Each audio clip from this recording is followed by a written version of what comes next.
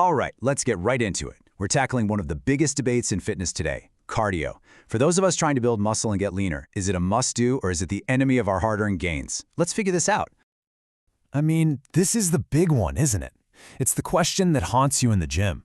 You spend all this time lifting, you're careful with your diet, and then you look over at the treadmill and think, is that thing just going to sabotage all my progress? And let's be real, this quote probably hits home for a lot of us, right? We love lifting weights, the cardio part, not so much. But what if we've been thinking about this all wrong? What if cardio isn't this awful chore, but actually a precision tool we can use? So let's reframe this whole thing. Let's talk about a really powerful idea called the effective minimum principle. This isn't about doing as much cardio as possible. It's about doing just the right amount to get the job done, and no more.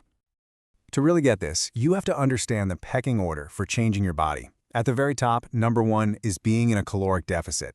That's what drives fat loss, period. Number 2 is progressive weight training. That's what tells your body to build or keep muscle. And cardio? Well, cardio's the helper. It's just a tool to help you with number 1. And that brings us right to the definition of this effective minimum. So the question we should be asking isn't how much cardio can I possibly do? It's what's the least amount I can get away with to still see results? See that shift? It's all about being efficient so we can save our real energy for what actually builds muscle, which is lifting heavy stuff. Okay, so if we want to find our own effective minimum, we first have to understand how cardio can mess with our lifting. The science on this points to 3 main things we need to watch out for. Think of these as the 3 dials you can turn to control the impact of your cardio. You've got frequency, intensity, and modality. If you get these 3 dialed in just right, you get all the fat loss benefits without hurting your gains. But if you get them wrong, you might just be spinning your wheels, literally. First up is frequency. This one's pretty simple. The more you do, the more it can interfere. Your body's ability to recover is like a battery, right? It's got a finite charge. If you spend too much of that charge recovering from cardio, there's less left over to repair and build muscle from your weight training. The general guideline is to cap it at about 5 sessions a week, making sure lifting always gets top priority. Next is modality, which is just a fancy way of saying the type of cardio you're doing. And this is huge because not all cardio is created equal. High-impact stuff like running on pavement puts a ton of stress on your joints and your whole system. Low-impact options like getting on a bike, swimming, or just walking on a steep incline, they're way easier on the body, which leaves more recovery resources for your lifting. And finally, we have intensity. The harder you go in your cardio, the more tired out your whole body gets, and that directly competes with the recovery you need for muscle growth. And this leads us right into one of the biggest battles in the fitness world.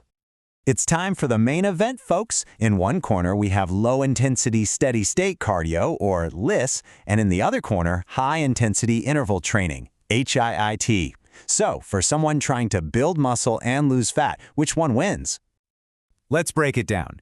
LISS is super gentle on the body, it's easy to recover from, and it barely interferes with muscle building. The downside? Yeah, it can take a while, and let's face it, it can be pretty boring. Now, HIIT is the exact opposite. It's super fast and it keeps things interesting, but man, it is way harder to recover from. That intensity can really interfere with your lifting, and you could even argue it's a bit redundant since your weight training should already be pretty high intensity. But wait, I can hear you yelling at the screen right now. What about the legendary HIIT afterburn effect? You know, the idea that you do a quick, intense workout and then your body just keeps torching calories for hours and hours afterward. It's called EPOC, and it's always been HIIT's big claim to fame. So what does the science actually say? Well, one big review looked at this and found that after a super tough 80-minute HIIT session, the total afterburn was about 80 extra calories. Yep, that's it. We're talking about like half a banana. It's definitely not the fat melting magic it's been made out to be. So the verdict is pretty clear. If your goal is body recomposition, building muscle, and losing fat, you should prioritize LISS. It gets the job done with minimal disruption. Think of HIIT as a special tool you use sparingly, maybe once or twice a week, more for the heart health benefits than for burning a ton of fat. Okay, so we've got the theory down. Now let's get practical. How do you actually use all this info to build your own effective minimum cardio plan? Let's look at 2 totally different people and see how this works in the real world. So first up, meet Mary Jane. Her main goal is fat loss. She has a desk job and she's starting with a higher body fat percentage. For her, cardio is a fantastic tool to help create that calorie deficit. So her prescription? 30 minutes of low-intensity cardio 5 times a week. Notice it's LISS, like a brisk walk on an incline. It helps burn calories without adding a bunch of stress that can make it harder for her to recover from her new lifting routine. Now let's look at Jake. He's in a completely different spot. He's already lean, and his #1 goal is to pack on muscle. For him, the prescription is a total 180. He doesn't really need LIS because his goal isn't creating a big deficit, it's fueling growth. He could throw in one optional HIIT session a week, like some quick bike sprints, but that's purely for heart health, not for fat loss. This just perfectly shows how the effective minimum is totally unique to you and your goals. All right, one final question we have to tackle, because it comes up all the time.